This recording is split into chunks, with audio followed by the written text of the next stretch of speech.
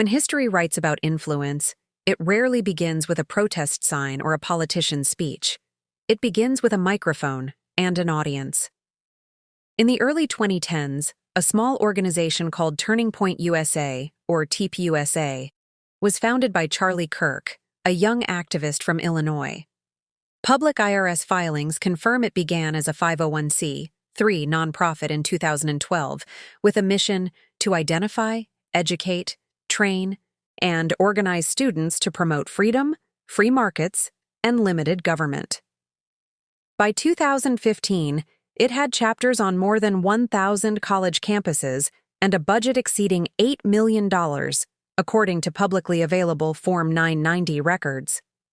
Kirk's strategy was simple: use memes and social media instead of pamphlets. He once said, in an archived 2016 interview, that young people don't read policy papers, they scroll. Candace Owens entered this world in 2017 as the group's communications director after gaining attention for online commentary critical of political correctness. Her speeches, broadcast by TPUSA Live and C-SPAN, described conservatism as rebellion against conformity. Her reach multiplied through podcasts, debates, and appearances at events like the Student Action Summit.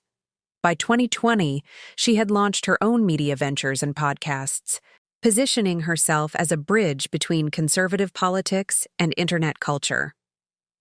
In 2024, tragedy and transition converged.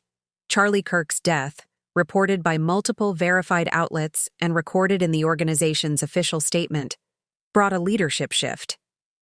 His wife, Erica Kirk, previously known for charity work and faith-based advocacy, became the organization's new CEO. Her appointment, confirmed by TPUSA's board filings and ABC News coverage, emphasized continuity. The same mission with a steadier tone. Under her, the group's stated focus expanded to include civic literacy and faith outreach. The financial disclosures for 2025 show increased donor concentration, reflecting both loyalty and scrutiny. While TPUSA mobilized the youth arm, the broader conservative conversation played out on screen. Television host Tucker Carlson, known for his Fox News program from 2016 to 2023, had become one of the most watched commentators in U.S. history, averaging over 3 million nightly viewers. After leaving the network, he launched an independent media channel that, according to Nielsen and Reuters data, reached tens of millions through social platforms and streaming video. His interviews and monologues often examined nationalism, globalism, and foreign policy, subjects traditionally reserved for think tanks, now discussed in living rooms. Parallel to this, Donald Trump, the 45th President of the United States, maintained a central role in shaping modern conservative messaging. Official campaign filings with the Federal Election Commission show that by 2024, he remained the most funded Republican candidate, leveraging a digital infrastructure first built in 2016. Rallies, archived speeches, and public statements indicate a political style built on direct connection. Speeches treated as content, not ceremony. Scholars at Harvard's Shorenstein Center describe this as performative populism, the blending of entertainment and mobilization. Internationally, the movement often referenced Benjamin Netanyahu, Israel's longest-serving prime minister.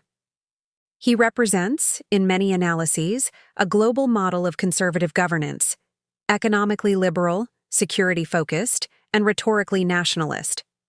Official Knesset records show that Netanyahu has served 6 terms since 1996.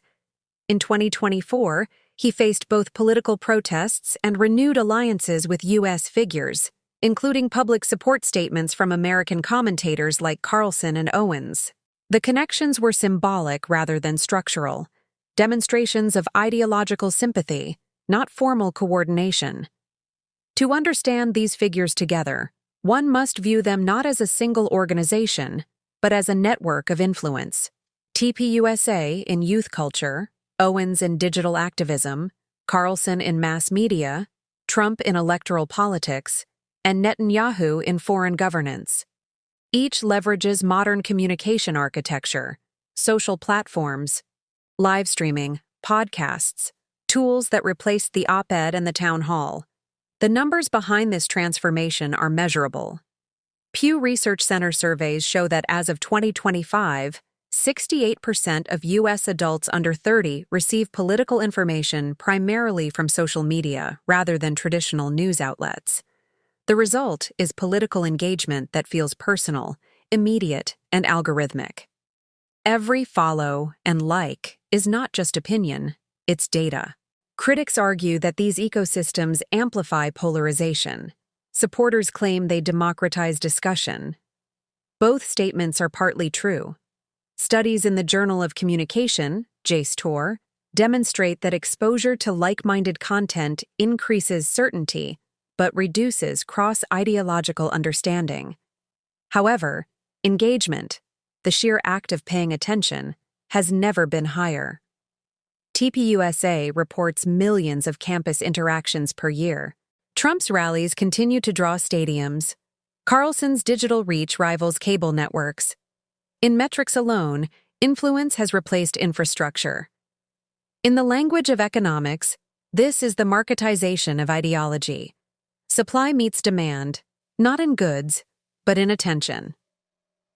Social capital converts to financial capital through donations, merchandise, and sponsorships.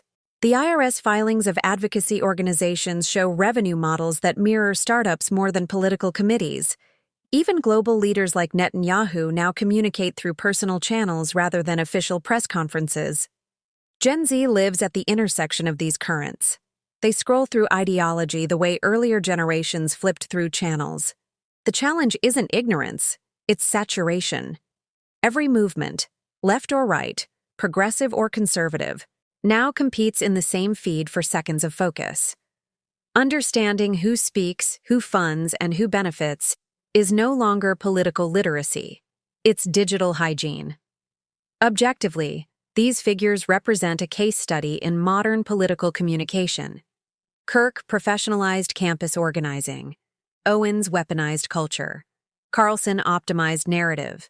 Trump monetized movement. Netanyahu institutionalized identity politics in governance. Together they illustrate how persuasion evolves when technology erases distance. Whether one agrees or disagrees with their ideas is secondary to the measurable reality. Their messages shape elections, policy debates, and even foreign perception of American democracy. In that sense, they are part of the historical continuum. Not anomalies, but examples of how influence migrates from podiums to platforms. So, who leads the modern conservative movement? Not a single person, a network. Not a single ideology, a marketplace of them. And in that marketplace, the price of attention is the same as it was for power centuries ago: trust. The lesson for every generation is to know what you follow, why you follow it, and who profits from your attention. Because influence, like energy or currency, never disappears. It only changes form. Follow along for more uniting content.